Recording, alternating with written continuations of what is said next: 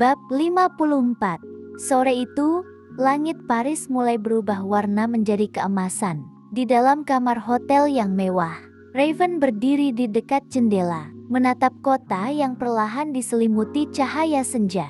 Tatapannya tenang, terlalu tenang untuk seseorang yang baru saja memutuskan sesuatu yang akan mengguncang banyak orang. Ia menoleh ke arah kamar mandi.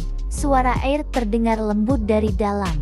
Nadila, tanpa sadar, sudut bibir Raven sedikit terangkat. Nadila sedang mandi. Raven memintanya bersiap untuk dinner malam ini. Dinner yang sudah ia siapkan di sebuah tempat yang indah. Dan Nadila sangat antusias setelah Raven memberitahunya. Di saat yang sama, ekspresinya kembali berubah dingin. Ia mengambil ponselnya. Satu panggilan dilakukan.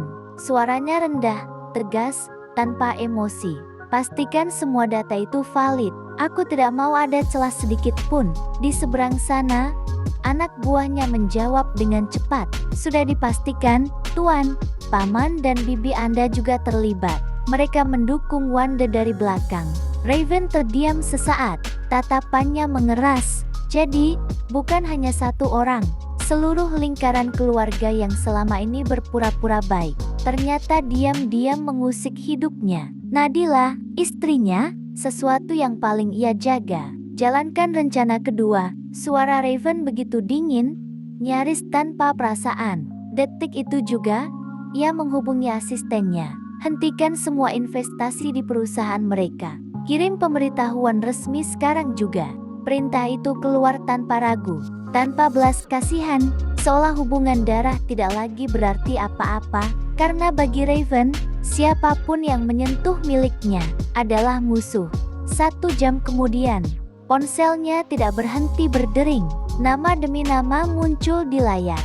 Kakek, paman, bibi, semua mencoba menghubunginya, tapi tak satu pun diangkat. Raven hanya menatap layar itu dengan dingin, lalu membiarkannya terus berdering hingga mati sendiri. Sampai akhirnya, nama Wanda muncul. Raven terdiam sejenak. Ia ingin tahu apa lagi yang akan dikatakan wanita itu. Lalu, ia mengangkatnya. Suara di seberang sana terdengar emosi, penuh amarah. Sejak bersama Nadila, kamu berubah. Kamu tidak seperti dulu. Dulu kamu sangat menyayangiku. Kamu bahkan berjanji pada Wendy untuk menjagaku. Tapi sekarang, kamu malah melaporkanku ke polisi. Apa kamu tega aku di penjara? Raven menutup matanya sesaat. Wajah Wendy terlintas. Namun hanya sesaat. Lalu semuanya lenyap, digantikan oleh kenyataan. Kau duluan yang tidak menganggapku. Suaranya datar, dingin. Kau yang berubah. Kau bukan Wanda yang dulu. Ia berhenti sejenak, lalu melanjutkan dengan nada yang lebih dalam. Dulu Wanda yang ku kenal bukan penjahat seperti sekarang. Jadi sekarang, aku harus mendisiplinkanmu. Sunyi, beberapa detik tanpa suara. Lalu, panggilan itu diputus. Di sisi lain, Wanda membanting ponselnya dengan emosi yang tak terbendung. Sementara itu, pintu kamar mandi terbuka. Nadila keluar. Dan untuk sesaat, dunia Raven seperti berhenti. Nadila berdiri di sana dengan gaun yang cantik dan elegan. Makeup flawless mempertegas kecantikannya. Tidak berlebihan, tapi justru itu yang membuatnya begitu memikat. Berbeda dari biasanya, Raven terpaku. Matanya tak berpaling sedikit pun. Nadila jadi salah tingkah. Mas, kenapa? Apa penampilanku gak bagus? Raven mendekat perlahan. Tangannya terangkat, menyentuh lembut pipi Nadila.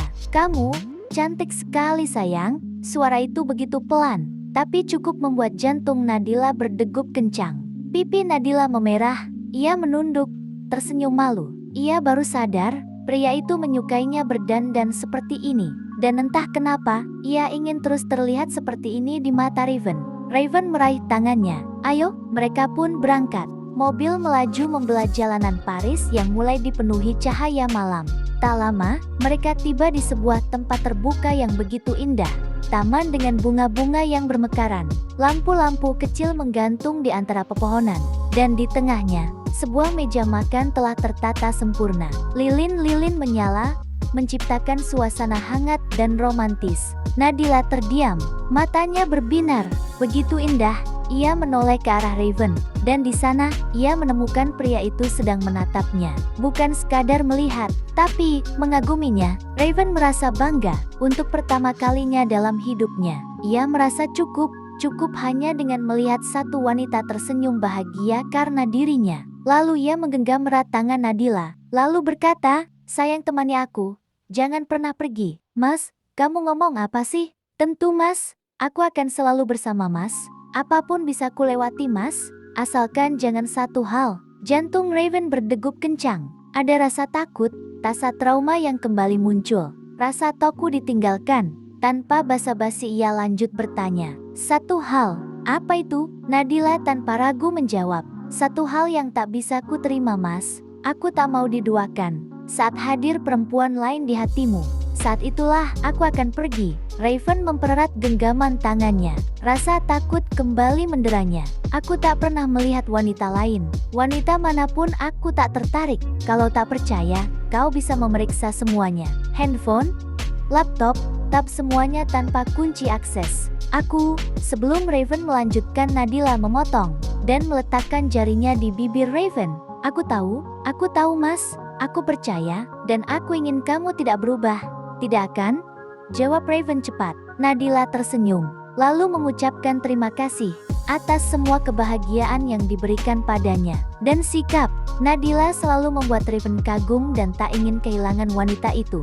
Bahkan kini dalam benak Raven, ia ingin segera membuat Nadila hamil, agar istrinya itu tak punya keinginan untuk meninggalkannya. Nadila sangat bahagia menikmati makanan yang ada di depannya. Sedangkan Raven memandangnya dengan senyum dan rencana agar Nadila segera hamil. Di Paris, dunia Raven dan Nadila penuh kebahagiaan. Berbeda dengan situasi di keluarga besar Sebastian. Sebagian sedang tegang dan penuh konflik. Bersambung.